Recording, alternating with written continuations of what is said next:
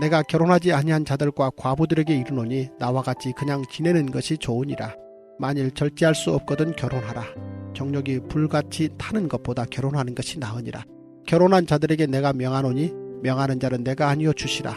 여자는 남편에게서 갈라서지 말고 만일 갈라섰으면 그대로 지내든지 다시 그 남편과 화합하든지 하라. 남편도 아내를 버리지 말라. 그 나머지 사람들에게 내가 말하노니 이는 주의 명령이 아니라. 만일 어떤 형제에게 믿지 아니하는 아내가 있어 남편과 함께 살기를 좋아하거든 그를 버리지 말며 어떤 여자에게 믿지 아니하는 남편이 있어 아내와 함께 살기를 좋아하거든 그 남편을 버리지 말라. 믿지 아니하는 남편이 아내로 말미암아 거룩하게 되고 믿지 아니하는 아내가 남편으로 말미암아 거룩하게 되나니 그렇지 아니하면 너희 자녀도 깨끗하지 못하니라. 그러나 이제 거룩하니라. 혹 믿지 아니하는 자가 갈리거든 갈리게 하라. 형제나 자매나 이런 일에 구애될 것이 없느니라. 그러나 하나님은 화평 중에서 너희를 부르셨느니라. 아내된 자여 내가 남편을 구원할는지 어찌할 수 있으며 남편된 자여 내가 내 아내를 구원할는지 어찌할 수 있으리요. 오직 주께서 각 사람에게 나누어 주신 대로 하나님이 각 사람을 부르신 그대로 행하라. 내가 모든 교회에서 이와 같이 명하노라. 할례자로서 부르심을 받은 자가 있느냐 무할례자가 되지 말며 무할례자로 부르심을 받은 자가 있느냐 할례를 받지 말라.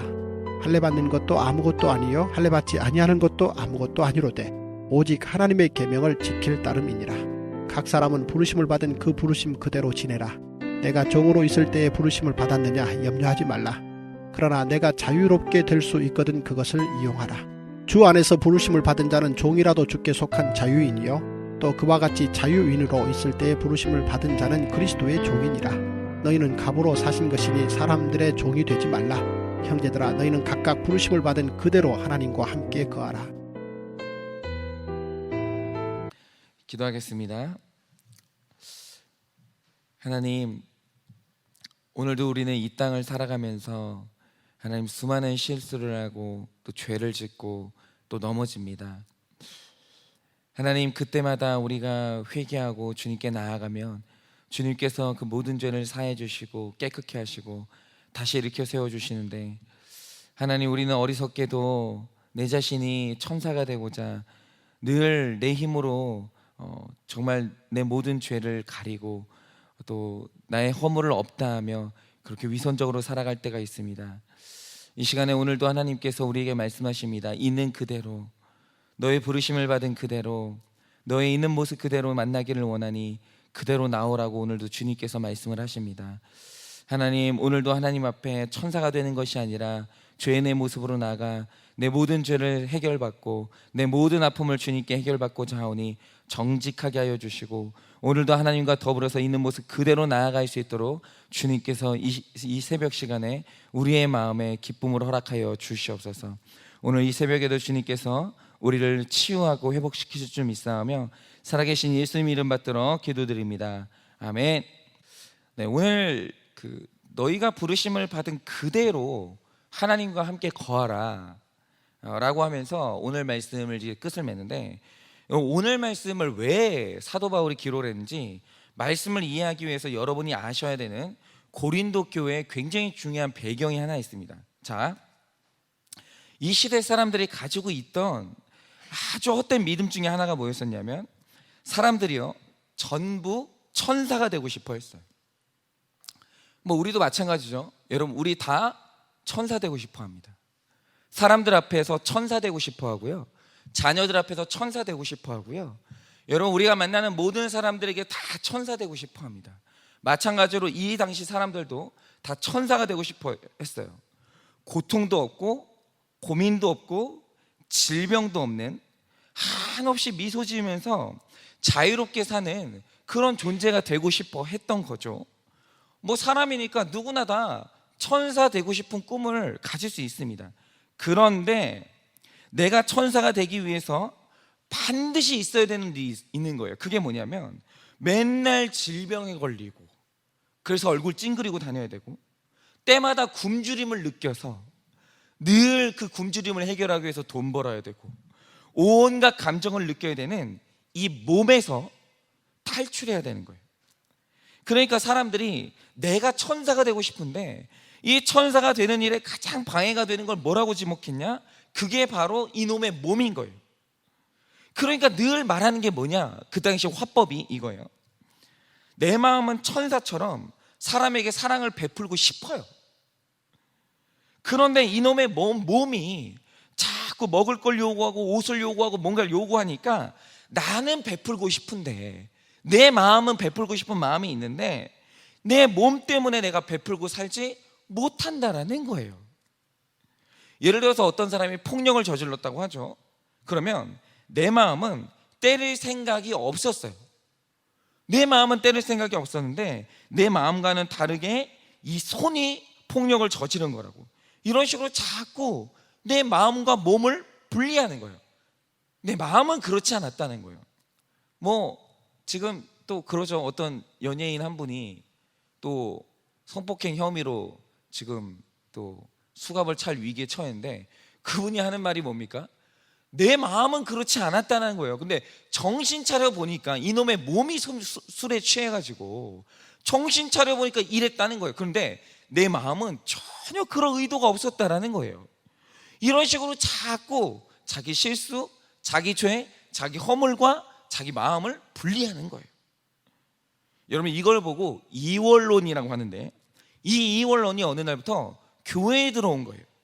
그래서 나타나는 일이 있었는데요, 뭐 이런 사람들이 있었습니다. 나는 죽어서 천사가 되는 게 아니라 이 땅에서 영적인 일을 마음껏 하면서 내가 천사처럼 살고 싶다라는 거예요. 그러면서 하는 게 뭐냐면, 교회 안에 결혼을 안 하는 자들이 나타났습니다. 그러니까 이들의 삶이 어땠냐면, 뭐 그렇죠, 배우자가 없고 돌봐야 될 자녀가 없으니까 정말로 자유롭게 새벽 1시에 내가 뭐 교회 가서 기도하고 싶다? 그냥 문 열고 나와가지고 기도하는 거예요. 그럼 어느 날 내가 선교 여행을 가고 싶다. 그러면 훌쩍 짐을 싸가지고 선교 여행을 떠나는 거예요. 내가 가고 싶을 때 아무 때나. 여러분, 우리 다 이러고 싶지 않습니까? 그냥 자유롭게 아무 데도 매이지 않고 내가 하고 싶은 일, 교회 일 마음껏 하면서, 기도도 그냥 내가 하고 싶을 때 하면서 그냥 그렇게 자유롭게 살고 싶죠. 그런데 이렇게 신령한 삶을 내 맘대로 살고 싶다는 이유로 결혼을 안 하는 사람들이 있었어요. 여기까지는 좋았습니다. 여러분, 사도 바울이 왜 결혼을 안 했겠어요? 실제로 책임져야 될 배우자가 없고 자녀가 없으니까 얼마든지 사도 바울이 목숨 내놓고 위험한 사역을 뛰어들 수 있었고, 자기 혼자니까 배고픔과 추위를 감수할 수 있었던 거예요. 그러니까 지금 선교사님들 중에서도 최전방 선교를 하기 위해서 일부러 결혼을 안 하시는 분들이 있어요. 그러니까 사도 바울도 더 효과적으로 단기간에 열매를 맺기 위해서 결혼을 안 한 겁니다. 그러니까 사도 바울이 말한 게 맞아요. 분명한 건 사도 바울이 결혼해서 가정이 있었으면 이 짧은 시간에 글 쓰고 교회 세우고 전도하고 이거 못했습니다. 결혼을 안 하고 혼자 사니까 이 모든 일을 할 수 있었던 거예요. 그래서 사도 바울이 영혼 구원을 더 많이 하기 위해서는 결혼을 안 하는 게 나을 수도 있다라고 얘기를 한 거예요. 그래서 고린도 교회 교인들이 몇몇이 이 사도 바울을 따라한다고 결혼도 안 하고 마음껏 자기 마음대로 살았어요. 그런데 사도 바울하고 이들의 결정적인 차이가 하나 있었어요. 그게 뭐냐? 바울은 독신의 은사를 받았던 거예요. 근데 여기서 내가 독신의 은사인가? 라고 할 때 이 두 가지 조건을 충족해야 되는데, 하나는 뭐냐? 외로움이라는 감정이 없어야 돼요. 독신의 은사를 받았다라고 하려면 혼자 있어도 외롭지가 않아야 되는 거예요. 그런데 만약에 내가 혼자 있으면 너무 외로워요. 누군가랑 얘기가 하고 싶고 누군가의 손길이 필요해요. 그러면 독신의 은사 아닙니다. 그리고 두 번째, 성적인 욕구가 절제가 돼서 죄를 짓지 않을 수 있어야 돼요. 그래야 독신의 은사를 받았다고 할 수 있는데, 사도 바울은 독신의 은사를 받았던 거예요. 그래서 내가 죄를 짓지 않고 혼자 살면서도 죄를 짓지 않고 마음껏 사역할 수 있었던 거예요. 그런데 문제는 뭐냐? 이 고린도 교회 바울을 따라하는 사람들이 문제였던 거예요. 이 사람들이 나는 천사처럼 신령하게 살고 싶다고 하면서 독신을 선언했어요. 그런데 문제는 뭐냐? 그건 그냥 자기 소원이고, 이들이 독신의 은사를 받았냐고 하면 그게 아니었던 거예요. 여러분, 만약에 이들이 독신의 은사를 받았으면 사도 바울이 오늘 이 글을 쓰지 않았어요. 그런데 이들이 독신의 은사를 받지 않았던 거예요. 그래서 나타나는 문제가 뭘까요? 마음은 이 땅에서 천사처럼 살고 싶어가지고, 내 마음대로 살고 싶어가지고 결혼을 안 했어요. 그런데 문제는 내 마음에 음란이 여전히 있는 거예요. 성적 충동이 있는 거예요. 그러면 여기서 해야 되는 게 뭐냐면, 오늘 사도 바울이 말하는 처방이 뭐냐면 독신의 은사가 없는 거예요. 그러면 내가 그 은사가 없다는 걸 인정하고 결혼을 한 다음에 어쩔 수 없이 자기 바램을 꺾고 결혼 안에서 묶여 살아야 되는 거예요. 부르심을 받은 그대로 살아야 되는 겁니다. 그게 바울의 처방이에요. 그런데 이들이 했던 충격적인 행동이 뭐냐? 성경을 보면 천사들은 혼인도 하지 않고 하나님만 섬기는 존재들이거든요. 그러니까 이들이 자기 마음도 결혼하지 않고 오직 하나님만 섬기는 천사 같다는 거예요. 내 마음에 그런 소원이 있다는 거예요. 그런데 내 마음과는 상관없이 잠시 머물고 있는 이 몸이 자꾸 성적인 욕구를 원한다는 거예요. 그러면서 했던 충격적인 행동이 뭐냐? 이 몸에 지저분한 욕구를 털어버린다고 하면서 가는 곳이 어디였냐? 창녀촌을 가는 거예요. 그래서 창녀촌을 가서 내 욕구를 해결하고 그 다음에 다시 교회를 와가지고 천사 같은 얼굴로 기도하고 선교하고 천사 같은 얼굴로 사도 바울을 따라하는 거예요. 그러자 이번에는 그 사람들의 모습을 보고 교회 안에서 이미 결혼한 사람들 중에 어떤 사람들이 나타나기 시작했냐? 내가 가정만 없었으면, 내가 아내와 처자식만 없었으면 나도 사도 바울처럼 신령하게 선교를 하고 살았을 사람이라는 거예요. 만약에 내가 가정에 매여 있지만 않았으면 나도 신령하게 하루 종일 교회 나가지고 기도했을 사람이라는 거예요. 그런데 결혼 때문에, 이 가정 때문에 내가 더 신령해지지 못한다고 하면서 갑자기 교회 안에서 더 신령해지겠다고 이혼하는 사람이 나타나는 거예요. 그리고 가정을 버리고 갑자기 밖으로 선교를 하겠다고 하는 사람이 나타나는 거예요. 그러다가 또 가정 밖으로 돌다가 자기 안에 성욕이 느껴지면 또 창녀촌을 가가지고 자기 욕구를 풀고 또 와가지고 신령한 삶을 살겠다라고 그런 식으로 사는 사람들이 나타나기 시작한 거예요. 이런 식으로 사는 거예요. 근데 이런 삶을 뭐라고 불렀냐? 여러분이 앞으로 고린도서를 보면서 계속 보게 될 단어 푸뉴마티코스, 즉 신령한 삶이 이런 거라고 불렀던 거예요. 그런데 우리가 여기서 쭉 들으셨죠?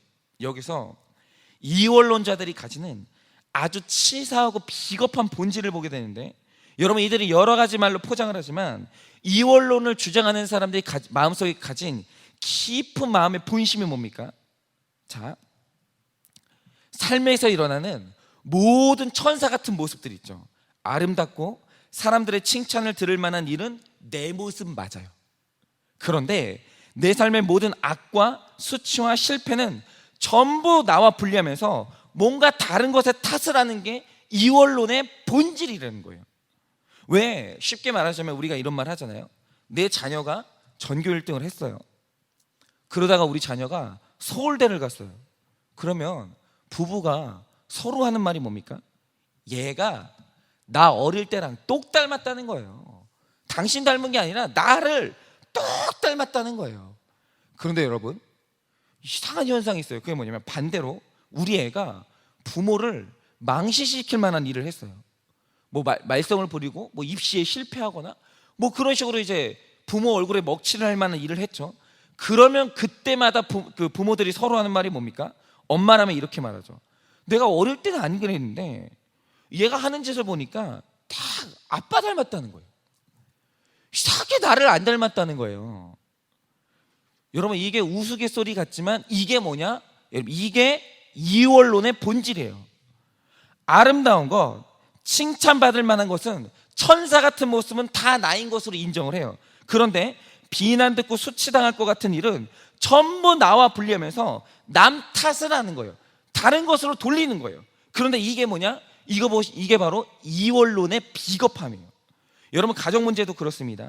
부부 사이에 문제가 생길 때 언제나 이 이원론적 사고를 가진 분들이 하는 말이 뭔지 아십니까? 나는 잘해보고 싶었다는 거예요.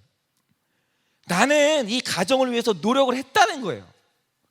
나는 이 가정의 천사 같은 모습을 하고 있었다는 거예요. 나는 정말 많이 참고 살았는데 상대가 잘못해서, 상대가 뭔가 잘못을 해서 우리 사이가, 우리 가정이 이렇게 됐다라는 거예요. 그런데 이 사고방식이 뭐냐? 자꾸 내 죄와 내 수치와 내 잘못과 나 자신을 분리하는 사고방식이 뭐냐? 이게 바로 이원론이에요. 그런데 여러분, 성경이 말하는 게 뭡니까? 일원론이에요. 즉, 갈라서지 마라, 합해라 라고 할 때 그 말 뜻이 뭡니까? 내 모습 중에 아름다운 것도 내 모습이지만 내 속에 타락하고 수치스럽고 더러운 것들도 내 책임이라고, 그것 또한 내 모습이라고 인정하고 내 죄를 보는 것, 그리고 내 삶의 결론으로 일어날 모든 일들을 내가 책임지고 하나님 앞에 십자가를 지는 것, 그걸 보고 뭐라고 그러냐? 그게 바로 일원론이에요. 여러분, 왜 힘든 결혼이라도 갈라서지 말고 합해야 됩니까? 여러분, 힘든 결혼 생활이라도 그 원인이 상대방 때문이 아니라 내 삶의 결론인 게 인정이 되기 때문에 결혼은 갈라서지 말고 합해야 된다라고 말을 하는 거예요. 여러분, 그게 뭐냐? 바로 그게 일원론이에요. 제가 이 말씀을 묵상하면서 그러면 내 삶의 이원론은 뭐가 있었나, 제가 그 생각을 해봤거든요. 근데 제가 지금까지 살면서 제 삶을 끈질기게 따라붙었던 이원론이 하나 있었는데, 그게 뭐냐면 저는 정말 인류가 되고 싶었어요. 이거 완전히 뭐 세속적인 가치죠. 그리고 저는 정말 성공하고 싶었습니다. 그런데 이제 결론적으로 말하면 저는 인류도 되지 못했고, 뭐 하나님 보시기에 어떨지 모르겠지만 남들 보기에, 세상 사람들 보기에 성공했다고 내놓을 만한 것도 없어요. 그러면 오늘 내가 내 모습이 된 이유가 뭘까요? 그냥 그거는 모든 것이 제 삶의 결론인 거예요. 이건 오늘날 그냥 제가 살아온 삶의 결론이 제 모습인 거예요. 그러니까 이 삶 가운데서 저를 인정하고 저를 사랑하고 하나님이 저에게 원하시는 삶을 살면 되는 거예요. 책임지면 되는 거예요. 그런데 제가 제 모습을 인정하지 못했을 때, 이걸 내 삶의 결론으로 인정하지 못했을 때 제가 늘 입에 달고 다니던 말이 뭔지 아세요? 오늘 내가 이렇게 된 건 다 가난한 목사 부모를 만났기 때문이라는 거예요. 나는 언제나 열심히 살 준비가 되어 있었고, 나는 언제나 뭔가 해보고 싶었는데 지원도 못 해주는 가난한 부모를 만나서 유학도 못 가고 학원도 못 다녀서 내가 가난한 부모 때문에 이렇게 됐다라는 거예요. 그러면서 내 부족함, 내 잘못과 나 자신을 자꾸 분리하는 거예요. 자꾸 어머니 탓, 아버지 탓을 하는 거예요. 이게 이원론이에요. 그래서 제가 그러다가 제 입을 다물게 하는 사람을 만나는데, 제가 이제 필리핀에서 이제 2년 동안 살 때 어느 선교사님 자녀를 만나게 됐어요. 얘가 저를 정말 얼마나 회개하게 했는지 모르는데, 그래도 저는 부모님이 목회자라서 아버님의 목회지가 있었거든요. 안정된 목회지. 그리고 이제 뭐 그래도 적었지만 꼬박꼬박 교회에서 저희 아버지 삶을 책임져 줬기 때문에 저는 밥은 굶지 않았어요. 그런데 이 친구는 부모님이 선교사예요. 그러니까 정기적으로 삶을 책임져 주는 교회가 없는 거예요. 그러니까 이 부모님이 이 친구를 어떻게 지원을 전혀 못 해줬습니다. 그러니까 이 친구가 어떻게 했냐면, 그런데 결론적으로 말하면 이 친구가 나중에 대학을 어디를 갔냐면 카이스트를 갔어요. 어떻게 갔냐 보니까 부모님이 지원을 못 해주니까 뭐 학원, 사교육, 꿈도 못 꿔요. 그러면 뭐 그 필리핀에서 뭐 국제학교를 다녔냐? 그것도 아니에요. 그러니까 자기가 전혀 지원받을 수 없으니까 이 친구가 한 게 뭐냐면 자기 혼자 독학을 한 거예요. 정말 열심히 독학했어요.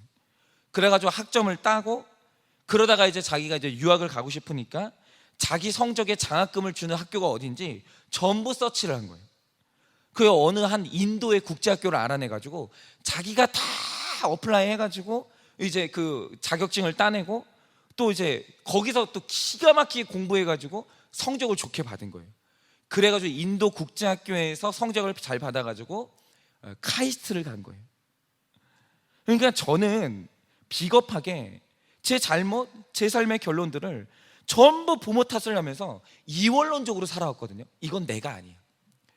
나는 이렇게 살고 싶지 않았는데, 나는 천사 같은 사람인데 내 부모 잘못 만나서, 내 환경을 잘못 만나서 내가 이렇게 살았다고 이원론적으로 살았는데, 이 친구는 모든 것을 자기 탓이라고 하면서, 내 책임이라고 하면서 일원론으로 산 거예요. 그러니까 하나님이 그 책임지며 정직하게 가는 길을 축복해 주시고 은혜를 주신 거예요. 여러분, 하나 여쭙겠습니다. 여러분은 이원론자입니까? 일원론자입니까? 혹시 내가 천사 되고 싶어가지고 지금 내 삶에 일어난 나의 결론, 내 삶의 결론 중에 추악하고 실수가 있고 어두운 부분들을 전부 남 탓하고 있지 않습니까? 나는 그렇게 살고 싶지 않았는데, 내 마음은 그게 아니었는데 전부 내가 남편 잘못 만나고 아내 잘못 만나고 부모 잘못 만나고 내 육신의 어떤 한계를 만나가지고 내가 이렇게 됐다고. 여러분, 그렇게 이원론으로 살고 있지 않습니까? 여러분은 내 삶의 실패, 수치, 고통이 있을 때 혹시 남 탓을 하십니까? 아니면 이게 모든 게 다 내 삶의 결론으로 받아들이고 회개하고 있으십니까? 책임지고 있으십니까? 여러분, 절대로 이원론자가 되지 마시고 일원론자가 되십시오. 여러분, 성경은 일원론이에요. 어떤 경우에도 하나님은 이원론을 허락하지 않으세요. 그런데 내 삶의 모든 사건을 나의 결론이라고 받아들이고 회개하고 책임지면서 나아갈 때 하나님께서 내가 있는 그곳에 복을 주시고 나를 장차 무엇이든지 나와 함께 하시면서 내 삶을 책임지실 것을 믿습니다.